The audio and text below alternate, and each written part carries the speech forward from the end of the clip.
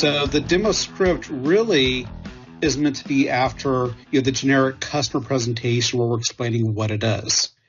So ideally, you'd have already had the conversation about what tiering is and why it's important, because still to this date, a lot of our customers not yet even began their journey of doing tiering to begin with. So this is kind of like the second phase where I would go into a generic screenshot demo if I needed to, but ideally I would do a lot of this different stuff live. So I posted this PowerPoint. You see the link in the chat. Feel free to go in there. Don't modify the slides. I did give y'all edit rights, but you look at the different speaker notes, and that's the main things that I'm trying to hit upon when I'm doing a little bit of storytelling. So without further ado, I'll go ahead and get started. This is right after doing the customer presentation. Quest On Demand Security Guardian is part of our ISO certified SOC 2 certified platform.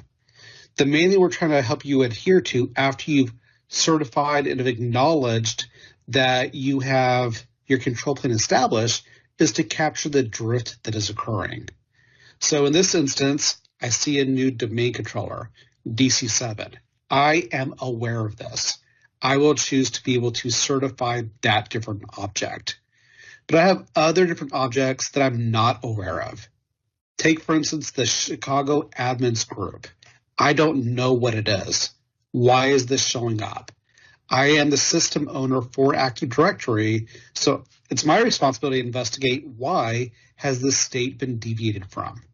So I can click investigate, and I can quickly see, well, this is because this guy right here, Bob Krebs, he manually added this person and categorized them as tier 0. We have the ability to manually add and categorize any objects that you should know as tier 0. By default, we look through some different objects that we always know about. So this is an example where Bob manually added them out there. But I have another group out here, CD privileged access. I don't know if that's a compact disk privileged access. I really don't know what this object is. So it's my responsibility now to investigate. And when I click investigate, I do have integration with Bloodhound Enterprise in this environment. So where you see the tier 0 impact, this is through our integration with Bloodhound Enterprise. And I can see that this group is a direct member of one tier 0 group that's out there. And there's 3 members in this group. But I'm really focused on why is this being categorized as tier 0. With that set in mind, I'm going to click View Recent Activity, and it will bring up information where I can see exactly why. So here's all the information from Security Guardian containing the historic data of how things have changed on this different object. And right here, I can see Cameron Dench added this person into the built-in administrators group. So this is why it is being categorized as tier 0.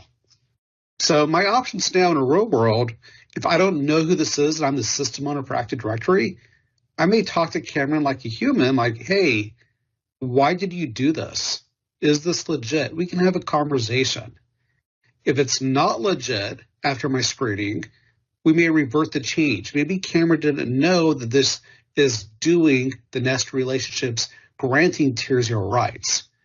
If it's an approved application in my organization, I now have the information where I may choose to certify that this is legit part of the control plane, so I should start treating these different objects differently.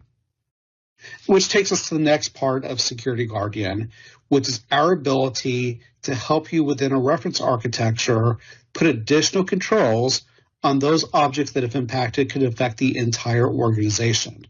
So in Security Guardian, I can click on this little checkbox for all my categorized tier 0 stuff, even stuff I've added in there, so I can treat these objects a little bit differently. When I click this little checkbox and enable protection, this is how we can work as part of a broader reference architecture. We know most organizations already have a PAM tool. Maybe you have CyberArk or One Identity Safeguard, or you have Active Roles. We can remove the implicit relationships in Active Directory, so now you can have to go through an explicit process to be able to make a change. So this is where you may want to consider, okay, for a change that could affect everything in the organization, maybe you have multiple levels of approval in CyberArk, and you have an account that can be checked out, and that's the only account that can make the different changes to these different object sets. So we can list just those different objects to be allowed to make that different change. So this is a big part of where ITDR, the Identity Threat Detection and Response space, is different than what you see in Gartner as the PAM space, the Privileged Access Management, or the IGA space. We can work in conjunction with those technologies that you already have. The other part of Security Guardian is going to be analyzing a lot of the different state-based data that you have out there. Ideally, you're going to check a checkbox in the configuration assessment where we continuously update and allow you to see the new assessment data as it's changing. As you can see here, this will work cross-forest, cross-domains, and I can start analyzing some of the different state-based misconfigurations that we are not adhering to in our organization. We've mapped out and categorized a lot of these different areas to like the MITRE ATT&CK matrix. And you can see some of these different best practices that are not being adhered to. I can also see the trending analysis to see if I'm in fact getting better or worse over time on each individual vulnerability and assessment data.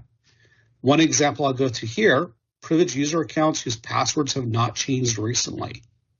I can click on this and track progress, and I can quickly see I have an account that hasn't had a password changed since 2009. So if it's a privileged account and you're using a PAM tool, well, best practice in the industry is to have those password hashes rotated, check in and check out.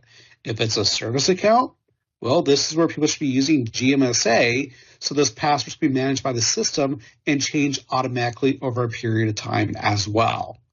So all these different things here for your privileged accounts, they should be treated differently and should have different controls put in place. So here I can click to export a list and maybe give this to the PAM team so they can start deciding on putting these under the control of the password safe technology that the organization's already invested in. Another example is around findings. Findings is a combination of the state-based data as well as change data together. So the first example I'm going to go to is Tier 0 group policy object changes. When I click on this, I can see I have some group policies that have still not yet been certified.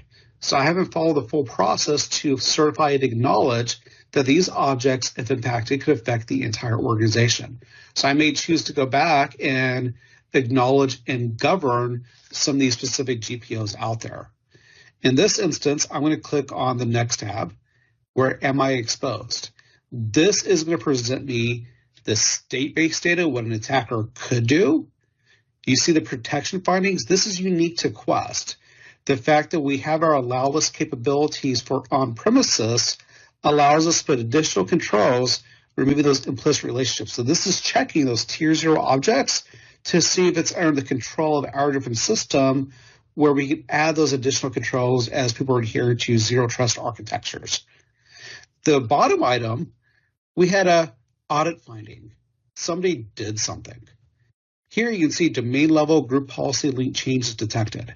I can click on this link, which will take me to this additional finding where I can now view the activity as to what happened. So I see that somebody made a change here. Well, my next logical question is, who did it? Now I can see that this person right here, this B Patton at titancorp.net, they linked a GPO at the domain head, which gave these different permissions. So if this was inadvertent, I could remove it immediately, or I could choose to agree that this was good to go at that period of time. In this example, you can see they unlinked it and they linked it back again. So this was, in fact, a legit operation. But it's something I need to acknowledge because this change could have affected the entire organization. Obviously it did because it linked there. It was the same GPO, not causing anything different, but changes can be made. Another finding that I'm pointing out is unusual increase in permission changes to Active Directory objects. So as you're looking at your NIST controls, for example, in building out your security program, you'll see that word anomalous activity. We're baselining what's normal for different activity so we can identify when we have anomalous activity. These are the needles in the haystack that the SOC needs to be able to see of differences based on activity that's happening in Active Directory. So I can click on this unusual increase, get more information around how things are deviating from the normal activity state. And when I click View Critical Activity, I can see what's going on here. I can see exactly what date it changed and it spiked on. I can click View All Events. And in this instance, I see a lot of events from GMSA as well as NT Authority Anonymous. So I can go ahead and just uncheck those little checkboxes right there, which will change and remove some of these other objects to really see, okay, it was Cameron Dench made 7 different changes out there, which was outside of his normal activity. So we can quickly get you to the different data you're looking at so you can make relevant decisions. With that said in mind, we realize, understand a lot of SOCs are not necessarily purpose-built for your identity space. We can port off just the signals of just the state-based information, the change information that needs to go to a SOC analyst, and we already have direct integration with Sentinel, Splunk, or email. We're looking at doing other integrations in the future with ServiceNow and other different platforms. If you have any recommendations or guidance as far as what you would like to see, please let us know. And that is my high-level overview of Security Guardian.